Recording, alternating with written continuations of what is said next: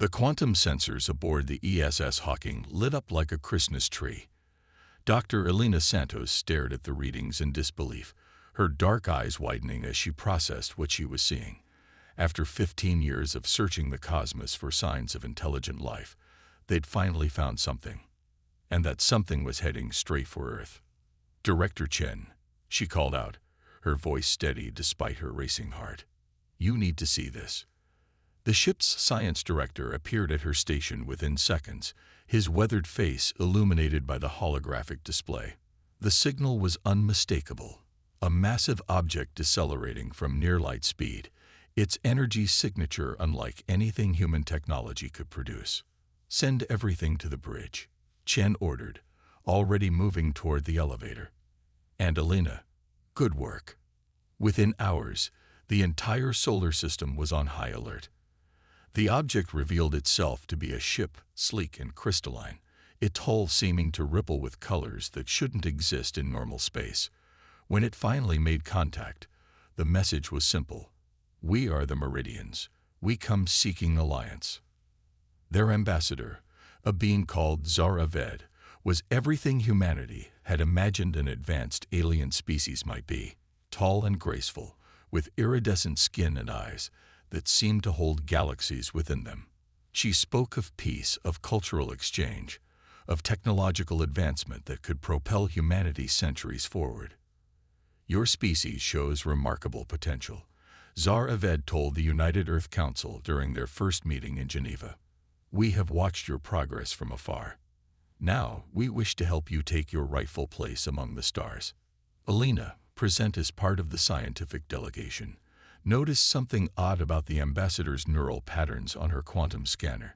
Tiny fluctuations that suggested, not exactly deception, but something held back. Something important. The Meridians shared technology freely. Medical advances that cured diseases overnight, energy systems that could power cities for decades, transportation methods that made distance meaningless.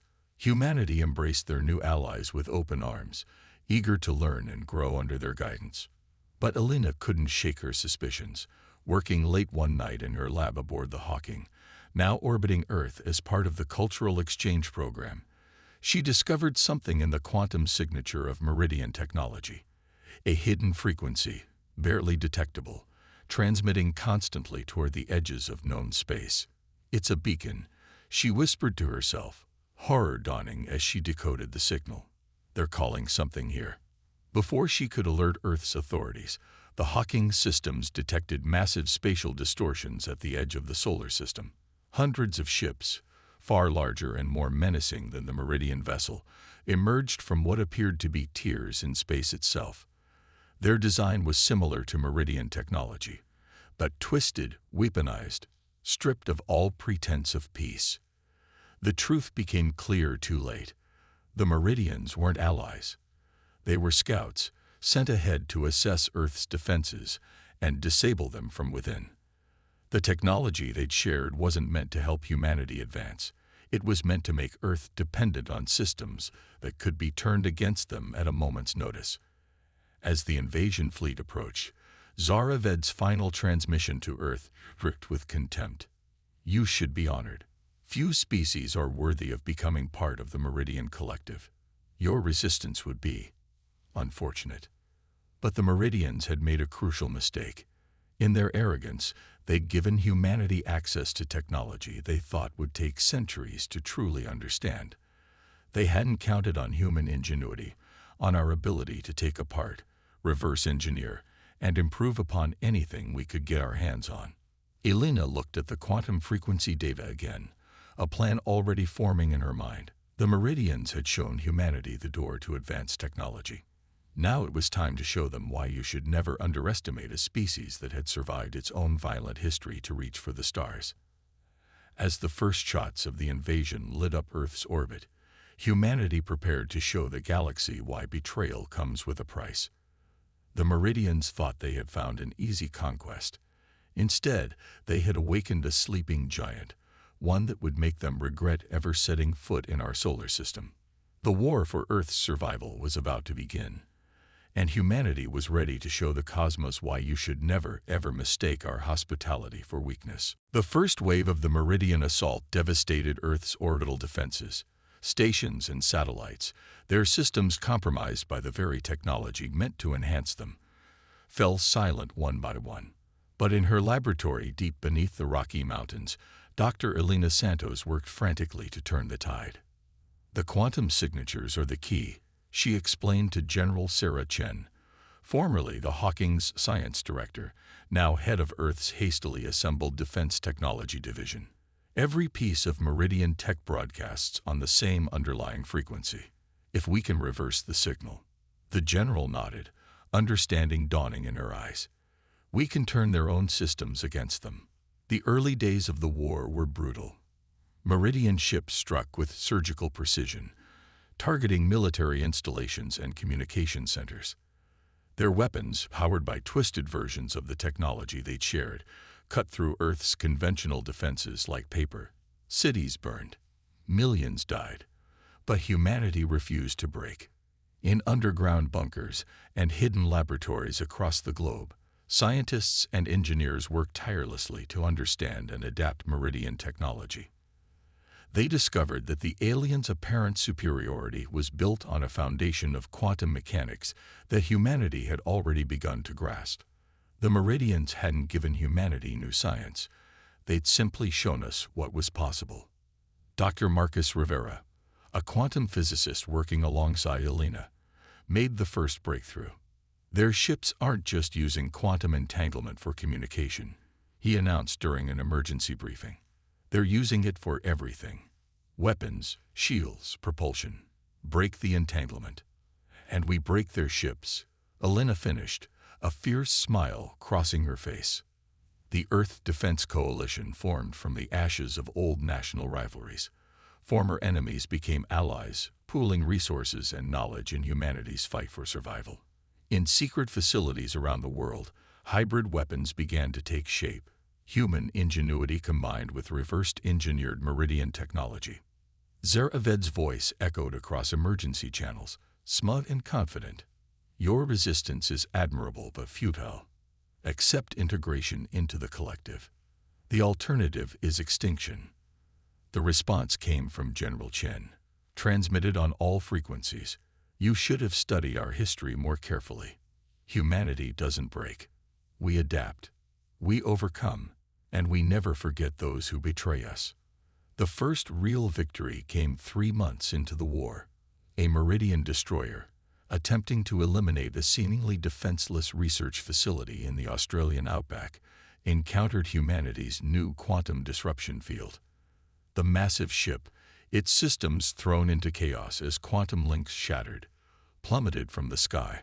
The wreckage provided invaluable data for Earth's scientists. But the Meridians were far from defeated.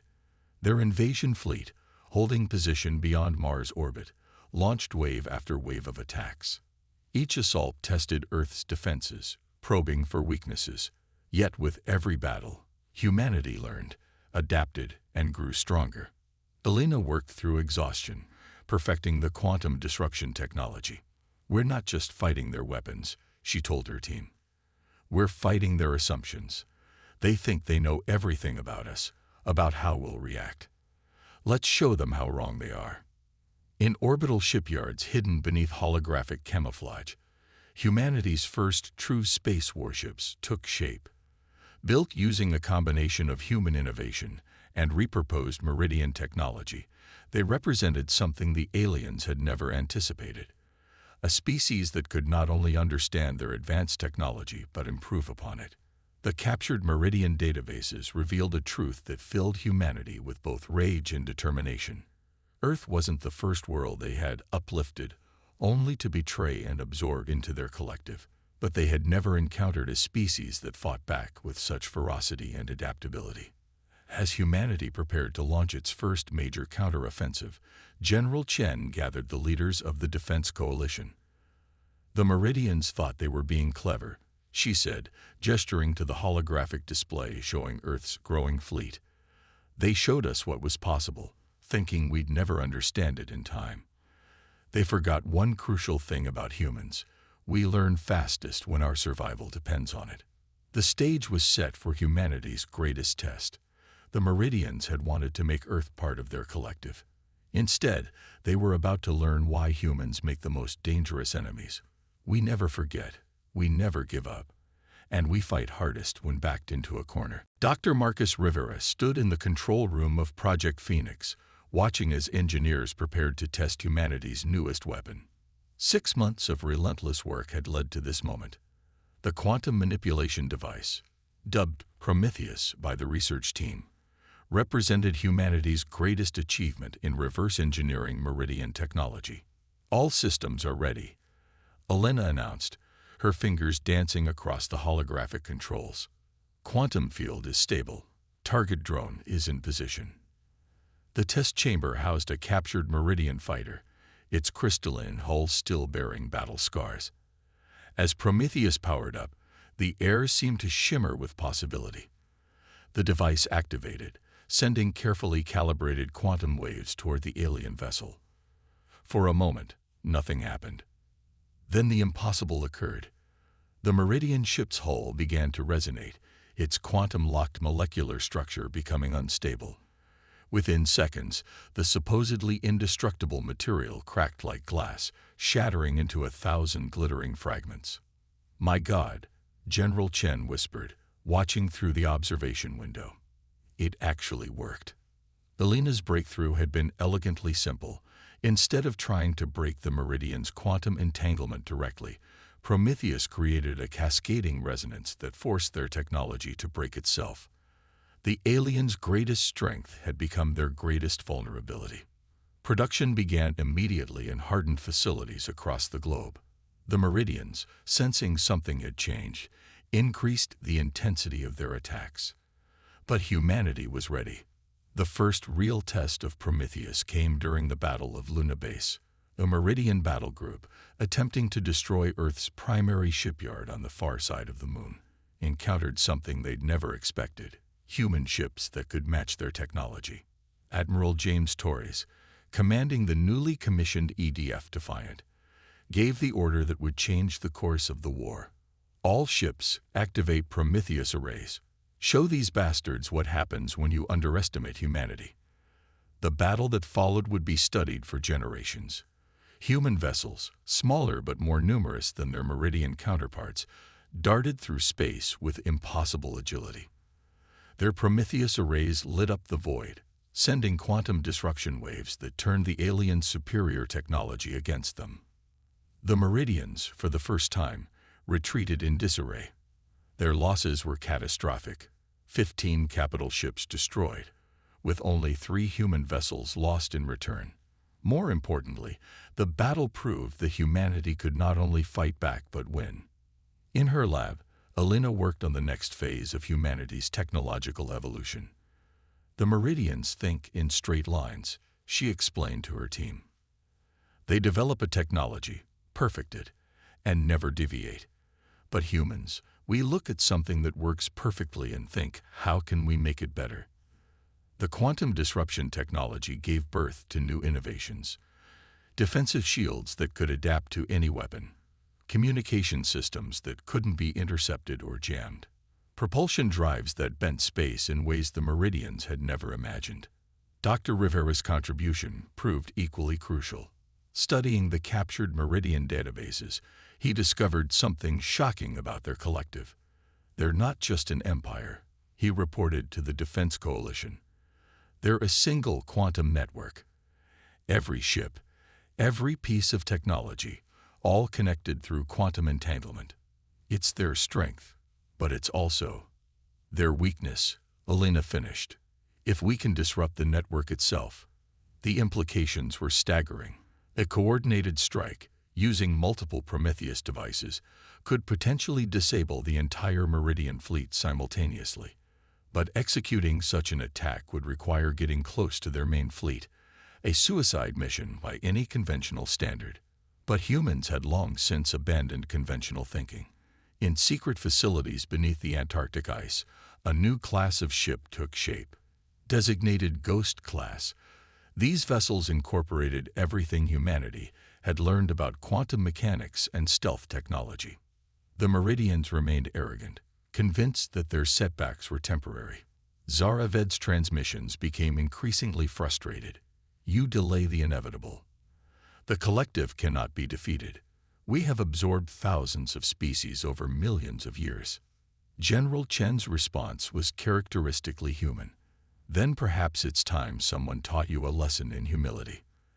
As the Ghost Fleet prepared for its first mission, Alina made one final modification to the Prometheus device. The Meridians had given humanity the keys to advanced technology, thinking we would never fully understand it. Instead, we had taken their gift and transformed it into something new, something uniquely human. The next phase of the war was about to begin, and humanity was ready to show the galaxy why you should never give advanced technology to a species that had spent its entire history finding new and innovative ways to overcome its limitations. Operation Ghostwalker began in darkness. 300 Ghost-class ships, their quantum-masked hulls invisible to Meridian sensors, slipped through the void between Mars and Jupiter.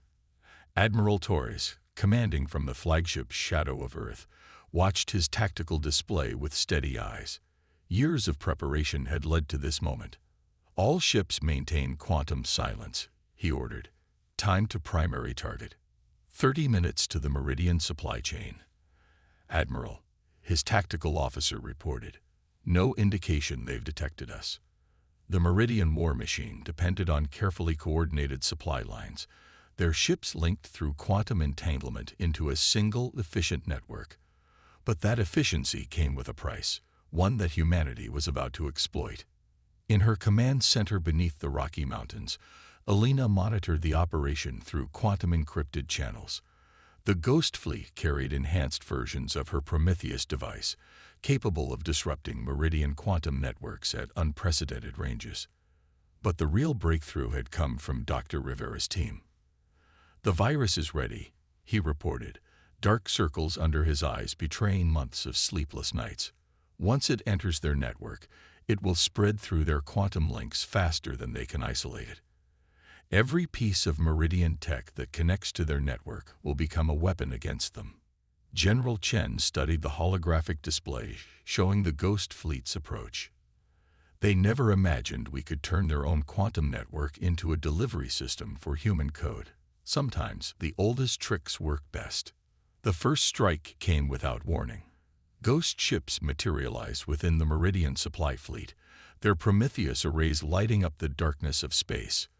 But instead of simply disrupting the alien vessels, they transmitted Rivera's virus directly into the quantum network. The effect was catastrophic for the Meridians. Ships lost power as their quantum systems turned against them. Communication networks collapsed. Weapon systems fired randomly or refused to fire at all. The supposedly invincible supply fleet descended into chaos. Admiral Torres allowed himself a grim smile. Launch second wave. Target their command and control nodes. More ghost ships appeared, striking at the heart of Meridian command structures. The virus spread through quantum links, jumping from ship to ship, turning the aliens' greatest strength into a devastating weakness. For the first time since the invasion began, the Meridian fleet was in full retreat. But humanity wasn't finished. Alina's team had discovered something in the quantum signals, a pattern that suggested the location of the Meridian's central command structure. Hidden in the asteroid belt, a massive facility served as the headquarters for their entire invasion force. "We've found their brain," Alina reported to the Defense Coalition. "Every order, every strategy, every quantum link runs through that station. If we can take it out." The Coalition didn't hesitate. Operation Ghostwalker's final phase began as the remaining ghost ships converged on the hidden base. The Meridians, their network in chaos, couldn't coordinate an effective defense. Zaraved's final transmission crackled through emergency channels. "This is impossible. You're primitives. You couldn't have mastered quantum mechanics so quickly. You couldn't have understood." Admiral Torres cut off the transmission. "We understood everything. We just saw it differently than you did. That's humanity's real strength. We don't just copy technology, we transform it." The battle for the command station was fierce but brief. Human ships, their quantum disruption fields at full power, tore through the remaining Meridian defenses. Rivera's virus had spread through their entire network, turning their own technology against them in ways they never imagined possible. As the station's quantum core began to collapse, Alina made a startling discovery in the captured data. The Meridians weren't just an invasion force. They were refugees, running from something even worse at the edge of known space. Their strategy of absorbing other species had been born of desperation, an attempt to build strength through unity. But they had made a crucial error in choosing Earth as a target. Humans didn't just adapt to survive, they adapted to thrive. Every challenge, every setback, every seeming disadvantage had been turned into an opportunity for growth and innovation. General Chen gathered the coalition leadership as reports of Meridian surrenders flooded in. "We've won this battle," she announced, "but our real work is just beginning. The Meridians were running from something. Now we need to decide. Do we finish them, or do we show them a better way?"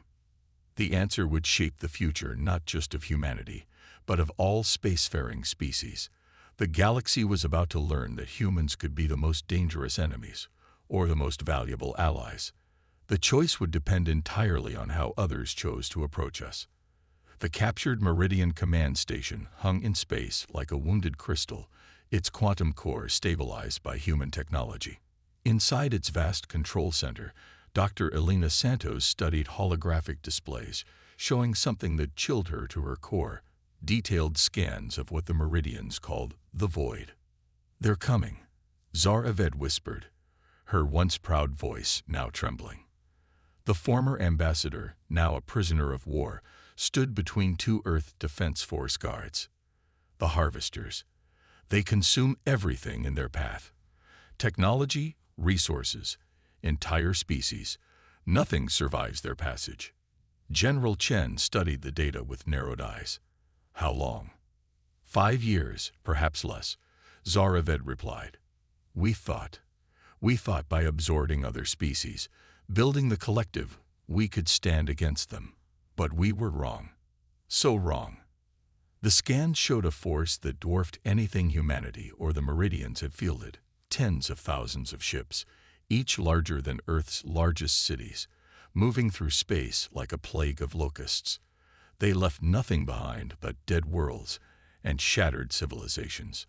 Dr. Rivera, analyzing the Harvester's energy signatures, made a discovery that changed everything. Their technology.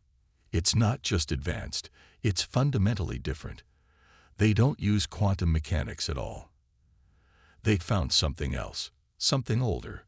Which means, Alina continued, excitement building in her voice, our quantum disruption weapons won't work against them.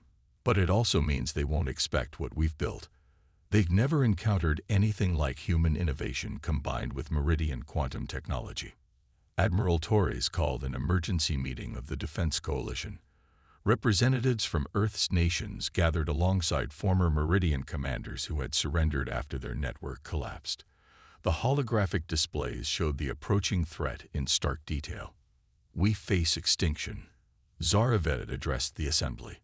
"Not just humans or Meridians, but all spacefaring life in this sector of the galaxy. The Harvesters cannot be reasoned with, cannot be surrendered to. They simply consume." General Chen stood, her voice firm. "Then we give them something they've never consumed before, something they can't digest." She turned to Alina. "Dr. Santos, tell them about Project Unity." Alina stepped forward, bringing up designs for something that made even the Meridians gasp. "We've combined human innovation with Meridian quantum technology to create something entirely new.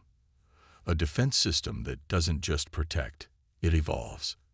Every attack makes it stronger. Every encounter teaches it new strategies." The plan was audacious. Instead of trying to defeat the Harvesters through conventional warfare, humanity proposed using their quantum network technology, reformed and improved, to link every willing species into a defensive grid. Not a hive mind like the Meridian Collective, but a cooperative network that preserved individual identity while allowing instantaneous coordination. "You would trust us?" Zaravid asked, astonished. "After what we did to your world?" Admiral Torres answered, "Trust isn't given freely. It's earned. You can help us protect not just Earth or your former colonies, but every species in this sector, or you can face the harvesters alone. Your choice." The next 4 years saw the greatest construction project in human history. Orbital platforms arose around Earth, Mars, and key positions throughout the solar system. The quantum network expanded, incorporating willing meridian ships and crews alongside human vessels. Former enemies learned to work together, each contributing their unique strengths to the coming battle. Elena and Rivera worked tirelessly, perfecting the integration of human and meridian technology. They created weapons that could adapt in real time, shields that grew stronger with each hit, and communication systems that could coordinate vast fleets with perfect precision while maintaining individual tactical flexibility. When the harvesters finally arrived at the edge of the solar system, they encountered something unprecedented. A unified defense force of humans and meridians, their ships linked in perfect coordination, but fighting with the unpredictability that made humans so formidable. The Battle of Sol, as it would come to be known, lasted 3 days. The harvesters' superior numbers meant nothing against defenses that adapted faster than they could overcome them. Their ancient technology, unstoppable against conventional forces, proved vulnerable to quantum attacks they'd never encountered before. As the last harvester ships retreated into deep space, their fleet broken and scattered, humanity had proven something extraordinary. We weren't just capable of defending ourselves. We could unite former enemies, improve upon alien technology, and face down threats that had terrorized the galaxy for millennia. In the aftermath, as reconstruction began, General Chen stood with Elena on the observation deck of the rebuilt Luna base. Earth shone blue and beautiful below them, now surrounded by a network of defensive platforms that incorporated the best of human and meridian innovation. "They'll be back," Elena said, watching ships from a dozen species moving through space around them. "The harvesters, or something worse." "Let them come," Chen replied with a confident smile. "Humanity has proven something I think we always knew. Give us a challenge, no matter how great, and we'll find a way to overcome it. Not just through strength or technology, but through our ability to adapt, to innovate, and most importantly, to turn enemies into allies." The stars seemed brighter somehow, full of possibility rather than threat. Humanity had faced extinction and emerged stronger, not just surviving but transforming the very nature of interstellar civilization. The galaxy would never be the same, and neither would we.